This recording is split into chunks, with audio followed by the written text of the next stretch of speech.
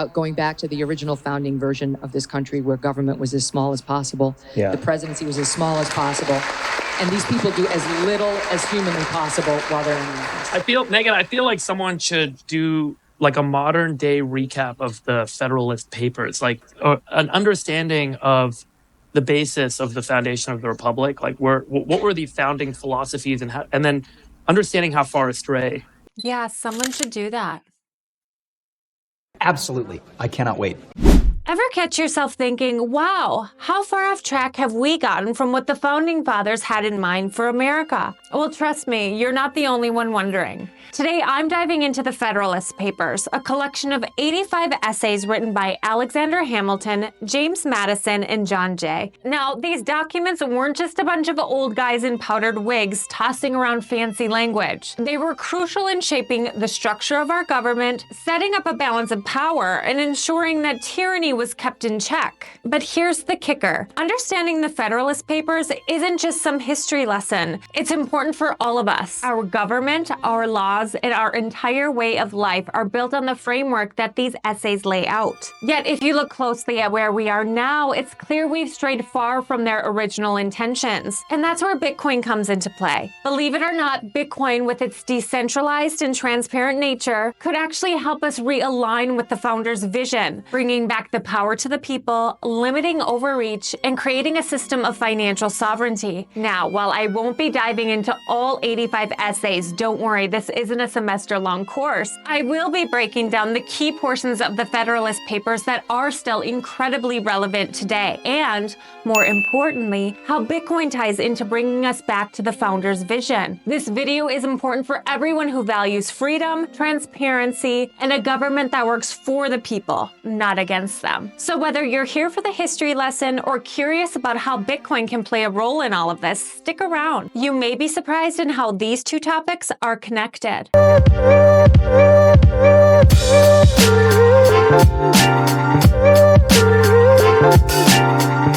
So let's begin with a little bit of a backstory. The Federalist Papers were written between 1787 and 1788 by, let me say it again, Alexander Hamilton, James Madison, and John Jay. These 85 essays were essentially a PR campaign to convince New Yorkers to ratify the U.S. Constitution. Why? Because the Articles of Confederation, America's first attempt at a national government, were a bit of a disaster. For those who aren't aware, the Articles of Confederation established a weak union of the states, where most of the power remained at the state level, while the national government had very limited authority. The federal government couldn't levy taxes, regulate trade, or even raise a standing army. It was so ineffective that states operated almost like separate countries, leading to chaos and inefficiencies. The founders knew they needed something stronger to hold the states together, but with limits, of course, to prevent any single entity from becoming too powerful. It wasn't about creating an all-powerful government, it was about creating a balance. But here's the real question. Does that sound like the government we have today? Or have things gone completely off the rails? Let's dive into Federalist number 10, one of James Madison's most famous essays and a critical piece of the Federalist Papers. Madison was deeply concerned about something called factions. Now, when he talks about factions,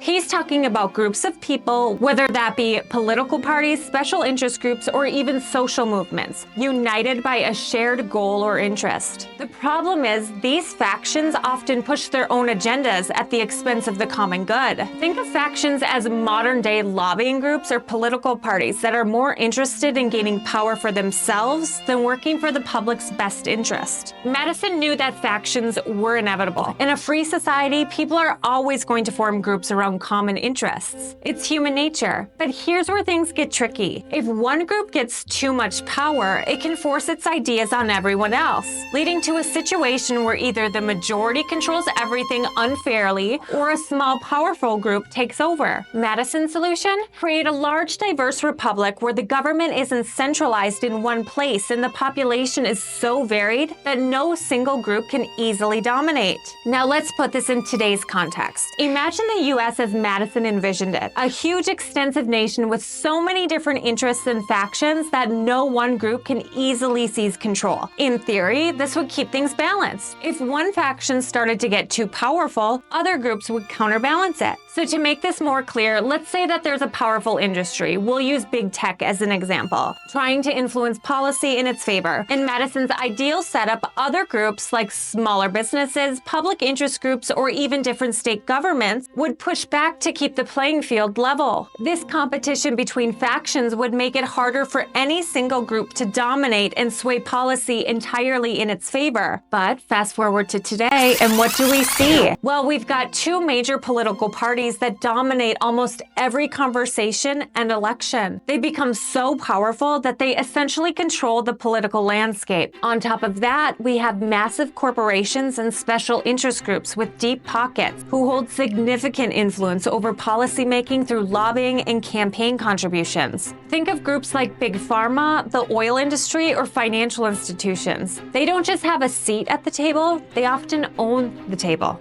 So, while Madison's vision of a republic where competing interests would keep each other in check was smart, really smart, what's happening today is a bit different. Instead of a balanced system where various groups keep each other in line, we've got a handful of major players dominating the field. The political landscape is dominated by two major parties, and instead of a healthy competition between diverse groups, it feels more like a battleground. In fact, a 2014 study from Princeton and Northwestern even showed that economic elites and organized business interests hold disproportionate influence over policymaking, while the average citizen, they barely have any say at all. This goes against the idea of pluralism, which is the theory that a society is healthiest when power is spread across many different groups, ensuring no single entity can dominate. In Madison's ideal system, pluralism would create a balance by allowing various interest groups to compete and check one another. Unfortunately, what we see today is polarization, with wealthy interests pulling the strings behind the scenes. And that's where Bitcoin comes into play. It offers a decentralized, transparent system that can return power to the people, breaking the grip of centralized financial and political control. Madison wanted to avoid one group having too much power. Well, Bitcoin does just that. So here's where Bitcoin really shines. It's decentralized, peer-to-peer, and can't be controlled by any single entity, whether it's a government, a bank, or some shadowy cabal of elites. Unlike the Fed, Bitcoin won't print itself into oblivion or inflate your savings into nothing.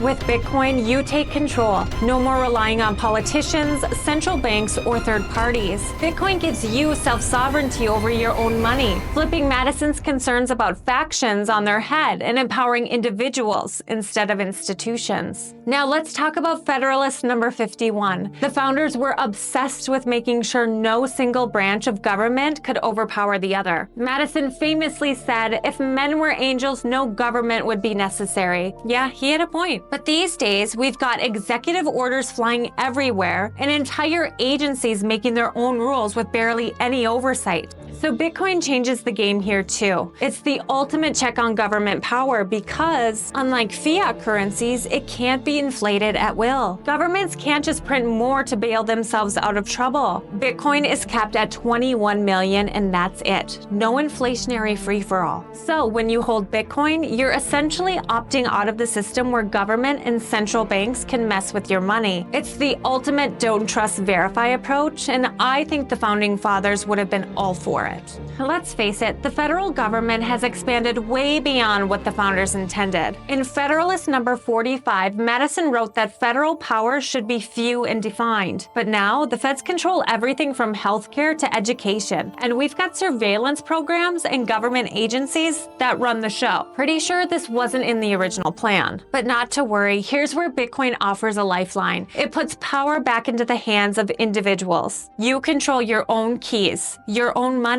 No need for banks or centralized institutions. It's personal sovereignty at its finest. The founders were all about personal freedom and keeping government in check, and Bitcoin lets you do just that. And lastly, we have Federalist number 78, where Alexander Hamilton explained why the judiciary was intended to be the least dangerous branch of government. His reasoning was that the courts have neither force nor will, just merely judgment. In other words, the judiciary can't enforce laws. That's the executive branch, or make them, that's the legislative branch. The courts are simply there to interpret the laws and ensure they align with the Constitution. It was designed to be neutral, acting as a safeguard against overreach by the other branches. Sounds ideal, right? But today, things look a lot different. Supreme Court nominations have become intensely political battles, with each party fighting tooth and nail to get their preferred justices on the bench. These justices then often issue rulings that align with their appointed party's ideology. Instead of impartial decision-making, many rulings end up divided along party lines, making the judiciary seem less like an independent check on power and more like an extension of political agendas. Well, unlike today's courts, Bitcoin is neutral and nonpartisan. It doesn't care who you vote for, what country you live in, or how much money you have. Bitcoin's rules are baked into the code, and they apply equally to everyone.